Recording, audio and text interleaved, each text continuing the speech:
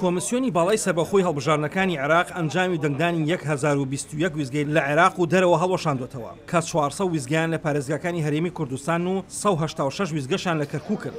سەرباری جیاوازەکانی ئەم هەڵبژاردنە بەڵام تانە و سکاڵاکان زۆر لەوە زیاتر بوون. جیاوازەکە لەوەدا بوو کە لەم جارەیە تەکنۆلۆژیای هەڵبژاردن بەکارها و ئەمە ئومێدێکی زۆری هەڵچنیوە. کۆمیسیۆن بۆ خۆی یەکێک بوو لەو لایەنانەی کە ئەم ئومێدەی ئەباخشیەوە بەوەی کە بەکارهێنانی تەکنۆلۆژیای هەڵبژاردن ئەبێتە هۆی ڕێگەنەدان یا کەمکردنەوە یان نەهێشتنی تەزویر و کاری ساختە، بەڵام دواتر ئەنجامەکان ئەوەی دەرنەخست. بە پێی راپۆرتی چاودێری نێودەوڵەتی و ناوخۆیی کە بۆ هەر یەکە لە ئەنجومەنی وەزیران لە بەغدا دادگا نەتەوە یەکگرتوەکان باڵدۆزخانەکان و کۆنسۆڵی وڵاتان لە عێراق و هەرێمی کوردستان پەرلەمانی ئەوروپا و ژمارەیەک لە ڕێکخراوی جیهانی نێردراوە ئاماژە بەوە دەکەن کە ساختەکاریی بەرفراوان و پلان بۆ داڕژراو لە هەڵبژاردنەکەی عێراقدا ئەنجام درراوە.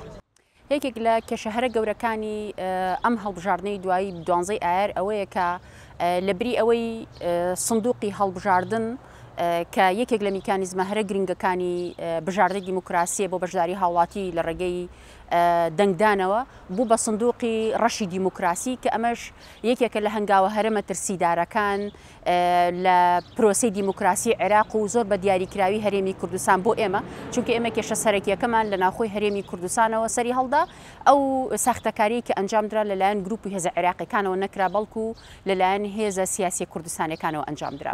بەڵام کۆمسیۆن سەبارەت بە تانە و سکاڵەکان چاوەڕوانی دادگای باڵای فیدراڵە.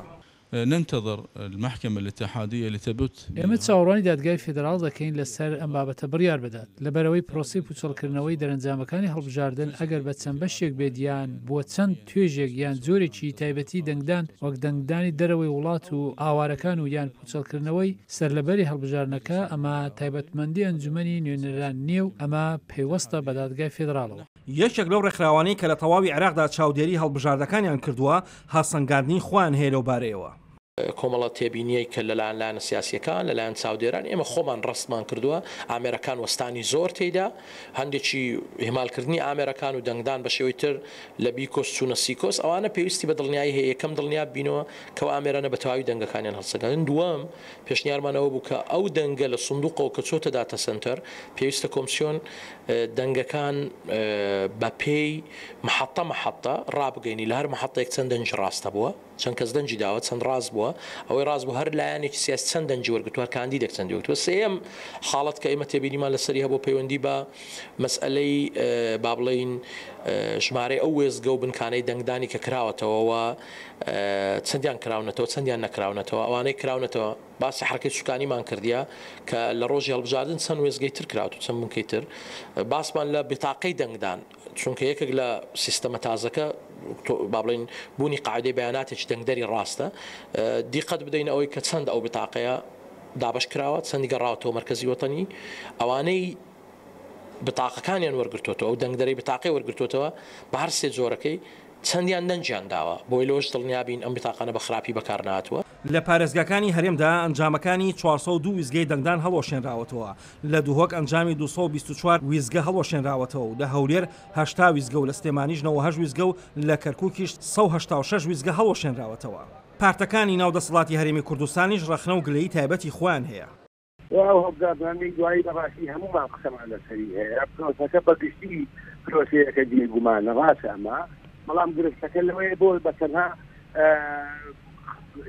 هێزانە قسە لەسەرێکێکەکەنەوەی منەبیێن ماڵەیە لەسەر کورد هەیە بەگشتی لەناو کوردیش لەسەرێکێتی ئەگینا بڵێ بەگشتی پرۆسەی هەڵبژاردن عێراق پرۆسەیەکی شەفاف نییە و ئەحزابی سیاسی لە عێراق کوردستان خاوەنی هێزی سەرکار و ئیعلام و پارە و دەسەڵاتی تایبەتی خۆیان زۆرێک لە راپۆرتەکانی ڕێکخراوەکان نێردراوە بۆ کۆمسیۆنی باڵای هەڵبژاردنەکان و پەرلەمان. ئێمە کوپەی مانگای کوردی بۆ هەڵبژاردن راپۆرتێکمان بڵاو کردوتەوە و ئێمە کۆی سەرنجی چاودێرەکانمان کە 418 چاودێر بووە لە بنکە و وێزگەکانی دەنگداندا لەو راپۆرتە خراوەتە ڕوو و باز لە ئەو پێشێلکاری ئەو کەم کوڕیاناکەن کە بە تایبەتی کارمەندانی کۆمیسیۆن بە زانابوون بێ یا بە نەزانەی بوو بێ خستویانەتە ڕوو و تایدا باسییان لە کۆمەڵێک شت کردووە کە هەندێکیان هەستیارن و پێویستی بەوە هەیە کە کۆمیسیۆن بۆ خۆی بە دوواداچوونی جدی بۆ بکە ئەگەر بێوێت بگا بە ئەنجامێکی دروست. بەڵام ڕۆژنامەوان و ڕخنەگر نیاز عەبدوڵڵا لە چەند ڕوویەک و پرسەکە هەڵدەسەنجێنێت. ئەو ڕێکخراوانی کە چاودێر بوون بەسەر کۆی پرۆسەی دەنگدان و بەڕێوەچوونی لە هەرێمی کوردستان و لە عێراق بەشێکیان بەڵێ زۆر بەڕازگۆیی تا ئەم ساتە وەختەش چاودێری ئەکەن و راپۆرتەکانیان بەڕازگۆیی خستۆتەڕ بەڵام بەشێکیان دەکرێت بڵێم بەڕاستی لە بەرژەوەندی دەسەڵاتی حکومڕان لە هەرێمی کوردستان کۆتاییان بەمەهێناوە هێشتا هێزەکانی کۆمەڵی مەدەنی لە ڕێکخراوەکان و لە چالاکوانان ڕاستە دەنگی دلێر و بوێریان هەیە بەڵام هێشتا لە ئاسی پێویست نەیانتوانی و بەرپەرچی ئەم جۆرە لە ساختەکاری و لە بانگەشەی سیاسی نادیموکراسی بدەنەوە. هاوکات ڕێکخراوی شەمەز بێژگە لە راپۆرتی ساختەکاری و بەڵگەکان باز لە پێشەرکارێکی گرنگ دەکەن. تێبینی دواییمان و گەورە و گرنگ مەسئلەی تەسویتی مەشروط بوو کە لە مخەیەماتەکان ئەمە بەڕاستی بەڕوونی و بەڕاشکاوی لە راپۆرتەکەمان مخەیەم و شوێنەکەمان دیاری کردووە کە پرانسیپ و بنەمای هەڵبژاردننی سەرکەوتوی تێجێبەجێ نەکراوە خەڵکی دەرەوە دەنجیداوە خەڵکی جیازیا دەنجیداوە سندوقەکان پڕکراونەتەوە زەختێکی زۆر لەسەر دەنگدەرەکان هەبووە بۆیە پێمان وا بە کۆمسیۆن دەبێت تحقق لەوە بکەوە بەشێک لەو دەرەنجامی دەنگدانی مەشروط ئلغا بکاتەوە بەڕاستی و هەژماری نەکە ئەمە گرنگترین ئەو پێشنیارانە بوو کە ئێمە لە ڕۆژی دوای هەڵبژاردن پێشکەشمان کردو لازال مستەمڕین و بەردەوامین لەسەر ئەو داوایە بۆی بتوانین بگەین بە با بڵێن پرۆسەیە کە ئەلەقەل پرەنسیپەکان و تۆڕی شەمز نزیکەی 575 سەرپێچی و با بڵێن پێشێلکاری بۆ سیستەمی هەڵبژاردننی تۆمار کردو لەسەر تاسەری عێراق. ئام هەڵبژاردننی عێراق متمانە و دڵنیایی زیاتر کرد لە لای هاوڵاتیانی کورد بۆ هەڵبژاردننی داهاتوی هەرێمی کوردستان کەوا بڕیارە لە مانجی نۆدا ئەنجام بدرێت یان بە پێچەوانەوە. مێژووی هەڵبژاردن لە هەرێمی کوردستانە بەداخەوە بریتە لە مێژووی ساختەکردن لە هەڵبژاردننیشە کە ئێمە وەکو ڕێکخراوێکی تایبەتمەند لەو بوارەیە ئەزمونمان هەیە و زۆر هەوڵمان داوە ڕێگری بکەین لە کاری ساختە بەڵام هەندێک لە هێزەکان و بەتابەتی هێزی دەسەڵاتدارە ئەوەندەی بیر لە تەزویرەکەن و لە کات هەڵبژاردنەکە کەمتر بیر لەوە کەنەوانێت کە هەڵبژاردنەکە چۆن بەڕێوە برێەوە چۆن هەوڵ بدەن هەڵبژاردنێکی پاک و بێگەرد بەڕێوە بچێ. بەڵام کادرێکی حیزبی گرفتەکە دەگەڕێنێتەوە بۆ هۆکارێکی دیکە. ئەم شێوەی هەڵبژاردنە تۆزێ سەختە بۆ دەنگدەرانی وڵاتێکی وەکو عێراق کە زۆر نەخوێندەواری هەیە کە زۆر شارەزاییان لە تەکنەلۆژیا و لە پێشکەوتنەکەی جیهان نییە بۆ وڵاتێکی ئەوروپی احتیمالە پێرفێکت بێتن بەڵام بۆ ئێرە تۆزێ قورسە بەڕای من دەکرا شێوەیەکی ئاسانتر بەکاربێنن. قوارە سیاسیەکانی عێراقیش نیگەرانن بەرامبەر ساختەکاری و پێشەرکاریەکانی هەڵبژاردن ئەوان دەڵێن ئێمە بێدەنگ نابین. ئەو هەڵانەی کە ڕوویاندا ناکرێت بە هیچ شێوەیەک بێدەنگ بین بەرامبەری ئەگەر ئێمە وەک قوارێکی سیاسی بێدەنگ بین بەرامبەری بەڵام میلەتی عێراقی بێدەنگ نابن خەڵکی عێراق دەزانن کە خەڵکیەک هەیە غەدری لێکراوە لەم هەڵبژاردنەدا لەبەر ئەوەی خەڵک چاوی بڕیوەتە دەستگاکانی جێبەجێکردن و دادوەری بۆ ئەوەی پرسەکە یەکلا بکەنەوە بە ئەندازەیەک هاوڵاتی دڵنیا بێتەوە کە ئەو دەنگەی داوێتی بە کەسێکی دیاریکراو بە فیڕۆ نەچووە. دوانەی ساختەکاری و متمانە بەرۆکی زۆرێک لە هەڵبژاردنەکانی عێراق و هەرێمی کوردستانی بەرنەداوە ئەمە چەند نائومێدیە بۆ هاوڵاتیان بەگشتی.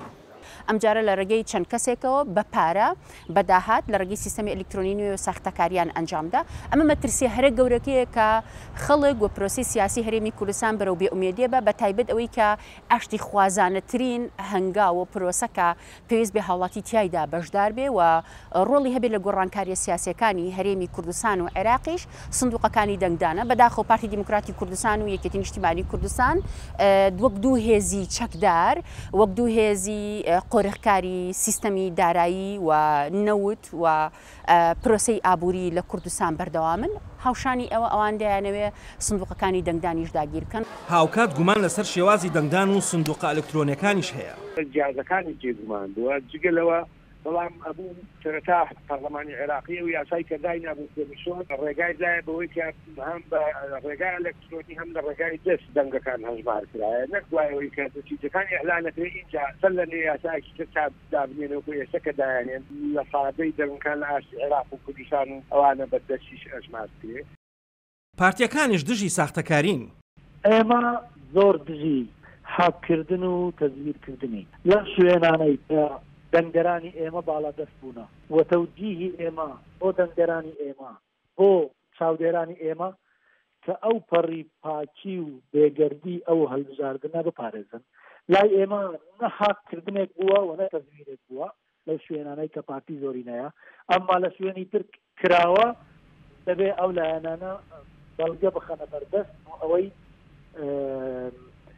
سزا بدرێن ئەو لایەنانەی کە تەرەف بوونە لەو حاکردنیان لەو تەزویرکردنا. هاوکات خەڵکی کۆماری کۆنگۆ دیموکراتیش نیگەرانن بەرامبەر ئەو ئامێرانی دەنگدان کە لە کۆریای باشوورەوە کراوە بۆ دەنگدانی داهاتووی ئەو وڵاتە. لە کۆنگۆی دموکرات لە مانجی 12دا هەڵبژارنی گشتی بۆ سەرۆکاتی وڵات ئەنجام دەدرێت. کۆمیسیۆنی هەڵبژارنەکان ئامێرەکانیان لە کۆریای باشوور کڕیوە. بەڵام حکوومەتی کۆریای باشوور نیگەرانەکانیان زیاتر کردووە سەبارەت بەو ئامێرانە.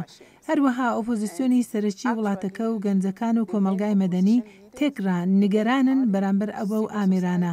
ئەوان نیگەرانن بەرامبەر ساختەکاری و ترسیان هەیە. نیگەرانەکانی کۆنگۆ هەمان ئەو نیگەرانیانن کە لە عێراقدا هەیە لەبارەی کەموکوڕی ئامێرەکانەوە کە دەنگۆی هاکردن و دەستکاریکردنی سیستەمەکە تا ئێستاکە لە ئارادایە. هێندێک ڕێکخراوی جیهانی ڕۆیشتون بۆ کۆنگۆ بۆ تاقیکردنەوەی ئامێرەکە بۆ ئەوەی بزانن گونجاوە و دەتوانن بەکاری بهێنن. بۆیان دەرکەوت کە ناوی خەڵکانێکی زۆر تۆمار نەکراوە، بەڵام سەرۆشی وڵاتەکە دەڵێت دەتوانن دەنگ بدەن بە شێوازەکی ئۆتۆماتیکی، هەرچەندە نیگەرانی زۆر هەیە لەو بارەیەوە. هەرچەند لە تەواوی عێراقدا هەڵبژاردن کراو تێپەڕی، بەڵام کۆمسیۆنی سربەخۆی هەڵبژاردنەکانی عێراق بە ئومێدەوە دەڕوانە چارەسەرکردنی ئەم پرسە. تعاملت المفوضية بأريحية مع کۆمیسیۆن بەدڵێکی فرەوانەوە ئەم تانانەی وەرگرتووە و چەند بڕیارێکی دەرکرد بۆ پوچەڵکردنەوەی ژمارەیەکی زۆر لە بنکەکانی دەنگدان کە پێشێلکاری گەوریان تێدا کراوە. سەرباری سکاڵا و تانە و پێشەلکاریەکان بەڵام ڕێکخراوەکان ڕەخنە لە کۆمسیۆنیش دەگرن. کۆمسیۆن تەقسیری گەورەی تێدا کردووە مەسەلەی ڕاهێنانی کاربەندەکانیتی. دوو مەسئلەی جێبەجێنەکردنی قەرار بەسەن کۆمسیۆن بڕیاری داوە کە نابێ موبایل بچێتە ژوورەوە. ئێمە لەو مەرکەزانەی هەبووین 70% موبایل چۆتە ژۆرە و ڕسمیشیان دەگرت کە چۆن دەنگدەن. باسمان کردەوە پەیوەندی بە سڕیەتی اقتراع هەیە و پەیوەندی بە تەسیر لە سەناخی پێ. سیستەمی ئەلکترۆنی چۆن دەتوانین ڕێلەوە بگرێت کە کۆمسیۆن یا ئەو جیهەتەی ئەو سیستەمە جێبەجێ بە خراپی ستا و کامیرە و تەلەڤیزیۆنێ منەتویش پێ دەکەین سیستێمە لە دەستووە کە بە خراپی بەکاری دێن یا بەباش. هەروەها بەڕێوەبەری ڕێکخراوی پەیمانگای کوردی بۆ هەڵبژاردن دەڵێت ئەگەر کۆمیسیۆنێکی سربەخۆ بێوەکو لە ناوەکە دیارە پێم وایە نابێت ئەو راپۆرتی ئێمە نادیدە بگرێ و ئەگەر کۆمیسیۆن بگاتە ئەو ئاستەی کە بە جددی هەوڵ بدات بۆ یەکلاکردنەوە و بۆ لە کۆڵینەوە لە ئەنجامی هەڵبژاردنەکان پێم وایە ئەو راپۆرتەی پەیمانگای کوردی بۆ هەڵبژاردن یەکێکە بێ لەو سەرچاوانە کە پێویستە پشتی پێ بەسترێ. بەڵام دیوێکی دیکەی ڕەخنەکان ئاڕاستەی حیزبەکانی هەرێم دەکرێت. بۆیە پارتی دیموکرات و یەکێتی نیشتیمانی لەگەڵ هێزە سیاسیەکانی تر هەمیشە لە هەوڵدان لەگەڵ هەر هەنگاوێکی نوێ تەنانەت ئەگەر ئەلکترۆنی بێ بیان ڕاستەخۆ لە ڕێگەی دەنگدانی تەقلیدیەوە بێ ئەمان خۆیان بگونجێنن. بۆیە لەگەڵ ئەم جۆرە لە هەنگاونان پارتی و یەکێتی دیسان خۆیان گونجاند واتە بە شێوەیەکی پەرەسەندوتر لە بریەوەی ئەمجارە لەشکرێک لە خەڵکیان پێویست بێ بۆ ساختەکاری ئەمجارە لە ڕێگەی چەند کەسێکەوە بە پارە بەداهات لە ڕێگەی سیستەمی ئەلکترۆنی نوێ و ساختەکاریان ئەنجامدا. دوجار لە ئەفریقاوە تا دەگاتە عێراق و هەرێمی کوردستان ترس لە ساختەکاری و پێشێلکاریەکان لە هەڵبژاردنەکان بەردەوامە. بەڵام هەڵبژاردن چەند گرنگە متمانە و دڵنیایی هاوڵاتیان کۆڵەکەی ئەو پرۆسەیەن. هەڵبژاردننی هەرێمی کوردستانیش بڕێوەیە. ئەنجومەنی دادوەری عێراق دەڵێت ئەنجامی هەڵبژاردنەکان هەڵناوەشێتەوە و دەنگەکانیش بەدەست جیاناکرێتەوە. بەڵام دوجار پەرلەمانی عێراق بڕیاریدا لە سەداسەدی دەنگەکان بەدەست هەژمار بکرێتەوە. ئایا هەڵبژاردننی عێراق چەند هاندەرێکی گەورە بوو بۆ دڵنیابوونەوە لە ڕەوایەتی ململانە سیاسیەکان لە هەرێمی کوردستان و لە تەواوی عێراقدا. ئاسۆ جەبار دەنگی ئەمریکا.